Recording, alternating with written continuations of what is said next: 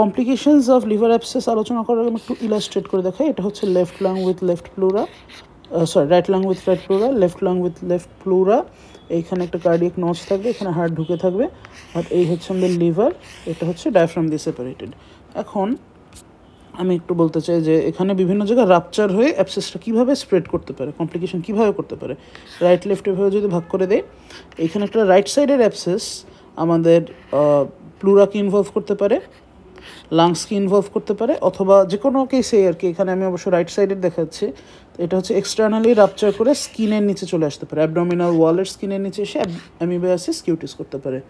Left সাইডের যদি হয় সেক্ষেত্রে আমাদের স্ট্রাকচার এই পাশে একটা স্টোমাক থাকে, স্টোমাকে চলে যেতে পারে, তারপর হচ্ছে এখানে প্লুরাকে ইনভলভ করতে পারে, আর এছাড়া হচ্ছে হার্টের পেরিকার্ডিয়ামকে ইনভলভ করতে পারে। এটা অবশ্যই বেশি করে ফেলছে, এটা সামান্য থাকে, যখন লাংসকে ইউজুয়ালি ইনভলভ করে না, আনলাইকলি আর কি। সো আমাদের পেরিকার্ডিয়াল অ্যাবসেস হতে পারে, অ্যামিবিক পেরিকার্ডাইটিস, দেন হচ্ছে প্লুরায় দুই পাশে রাপচার করে অ্যামিবিক প্লুরাইটিস করতে পারে, আর এখানে স্টোমাকেও রাপচার করতে পারে। আর এমন হতে পারে যে ডায়াফ্রামের নিচে করছে, রাপচার করছে সে, এবং সেটা সাব ডায়াফ্রাগমেটিক অ্যাবসেস করতে পারে, অথবা পুরো পেরিটোনিয়ামকেও ইনভলভ করতে পারে, যেটা জেনারেলাইজড পেরিটোনাইটিস হিসেবে প্রেজেন্ট করবে। ওকে, সো এরপরে হচ্ছে আমরা ক্লিনিক্যাল ফিচারে আসি আমাদের ইন্টেস্টাইনাল অ্যামিবায়াসিসের। তো এক্ষেত্রে 90% কেসে অ্যাসিমটোমেটিক কেস আমরা অলরেডি বলে ফেলছি যে ম্যাক্সিমাম থাকে। এছাড়া হচ্ছে 10% কেসেসে আমরা অন্য জিনিস পাই।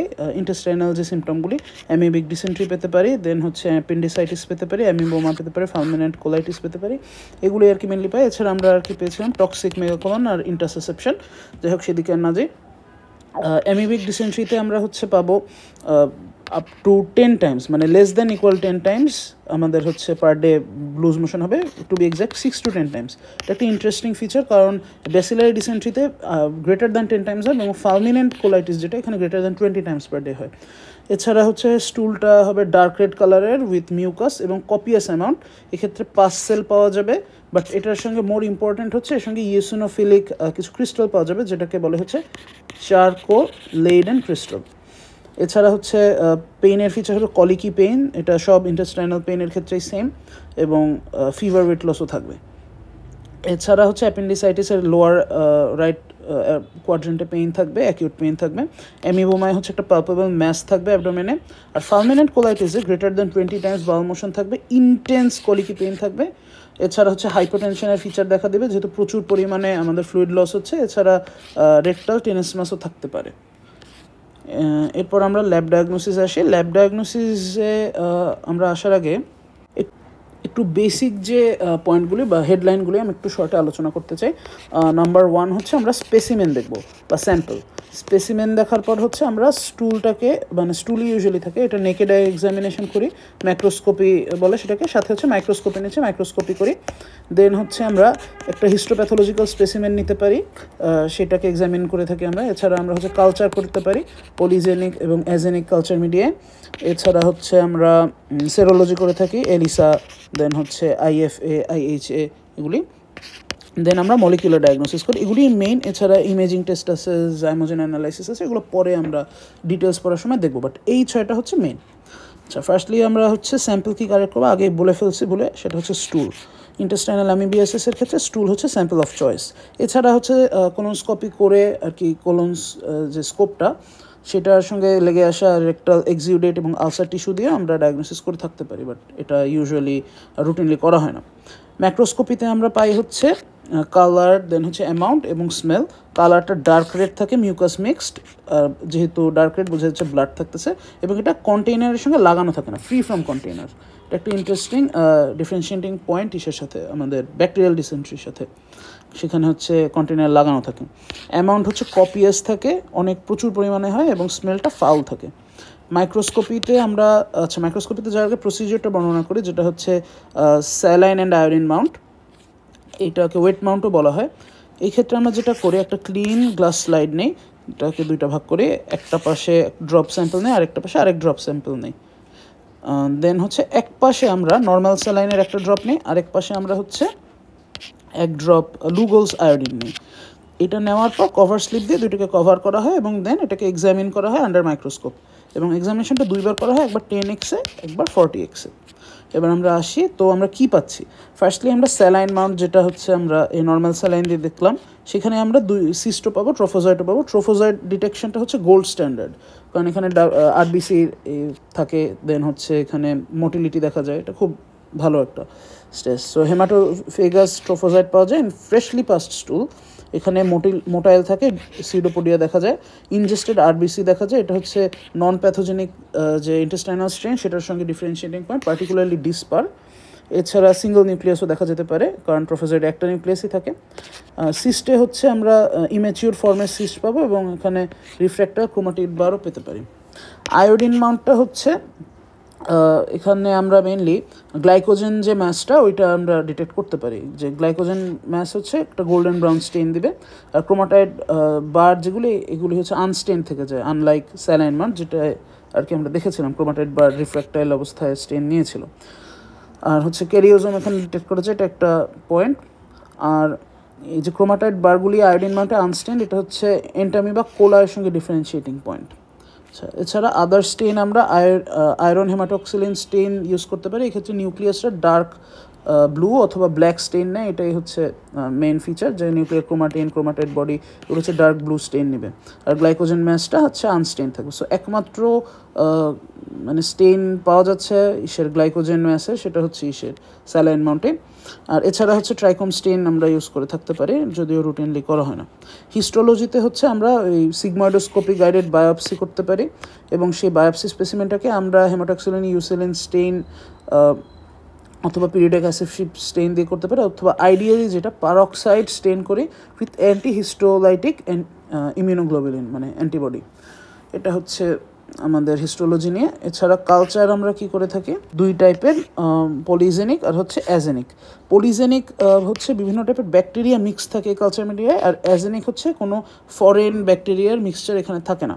এটা বিশেষ কিছু ইন্ডিকেশন আছে, ড্রাগ সেন্সিটিভিটি, তারপর হচ্ছে প্যাথোজেনিসিটি অফ মিডিয়া, সিরোলজির জন্য প্রিপারেশন, জাইমোডেন অ্যানালাইসিস, এগুলির জন্য আর কি, এগুলো পরে বলতেছি। তো পলিজেনিক কালচারটা আমরা হচ্ছে ক্রনিক এবং অ্যাসিম্পটোমেটিক ক্যারিয়ারদের ক্ষেত্রে করে থাকি, এবং এখানে ব্যাকটেরিয়াল সাপ্লিমেন্ট থাকে, স্টার্চ থাকে, সেরাম থাকে, কারণ এটা গ্রোথকে ফ্যাসিলিটেট করে। আমরা জানি যে ফুড ভ্যাকুয়াল পাইছিলাম আমরা এন্টামিবার মধ্যে, সেখানে কিন্তু ব্যাকটেরিয়া ছিল। সো ব্যাকটেরিয়া ওদের খাবার খুব ক্লিয়ারলি, তো এইগুলি আর কি ওরা খাবে। তো এটা হচ্ছে খুব স্পেসিফিক আর moderately sensitive. Example of polygenic culture include হচ্ছে NIH media, national institute of health, then হচ্ছে N দিয়ে একটা নেলসন মিডিয়া, B দিয়ে দুইটা আমরা মনে রাখতে হবে, বয় গ্রোলভ মিডিয়া উইথ লক্স সলিউশন, আর হচ্ছে বেলামোথস মিডিয়া। আর একটা রবিনসন্স মিডিয়া আছে, এটা আমি ইউজুয়ালি মনে রাখতে পছন্দ করি না, কারণ এটা আমার রবার্টসন্স কুক ব্রথের সঙ্গে আওলায় যায়, তাও মনে রাখা যেতে পারে। অ্যাজেনিক মিডিয়ার একটাই উদাহরণ diamonds media, very very very important, এটা মাথায় রাখতে হবে। এটা ইম্পর্টেন্ট হচ্ছে কারণ এখানে কোনো ব্যাকটেরিয়াল সাপ্লিমেন্ট থাকে না, কারণ এটা বিভিন্ন টেস্টে ইউজ করা হয়, যেখানে হচ্ছে ব্যাকটেরিয়াল ফ্লোরা টেস্টের রেজাল্টের সঙ্গে ইন্টারফেয়ার করতে পারে, যেটা উদাহরণ বলেই ফেলছি, ড্রাগ সাসেপ্টেবিলিটি।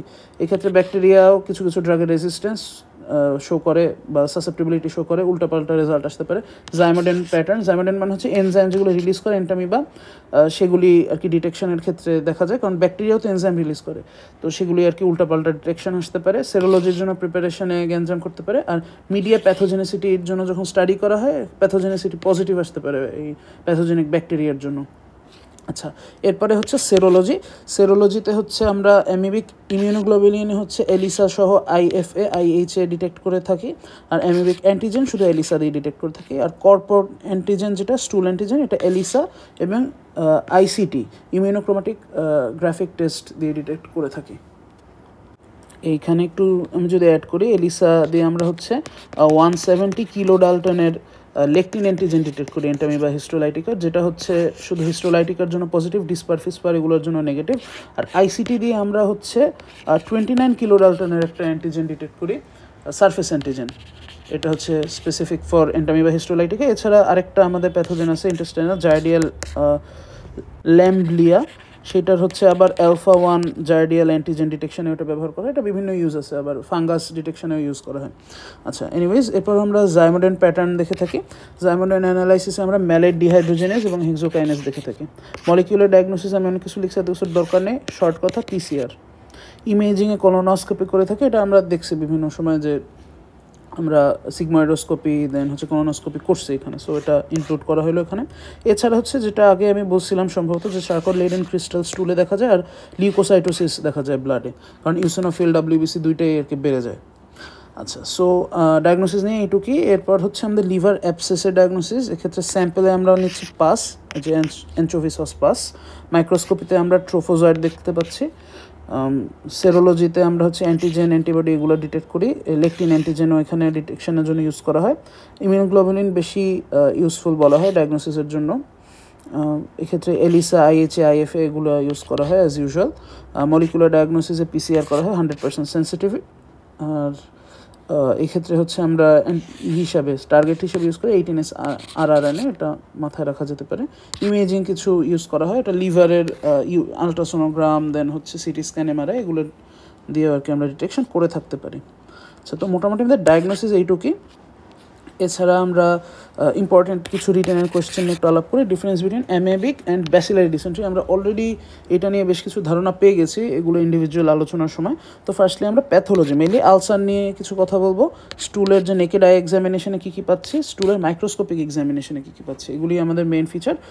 তো মোট আমাদের হচ্ছে অ্যারাউন্ড 17 পয়েন্টস আছে টু কনসিডার।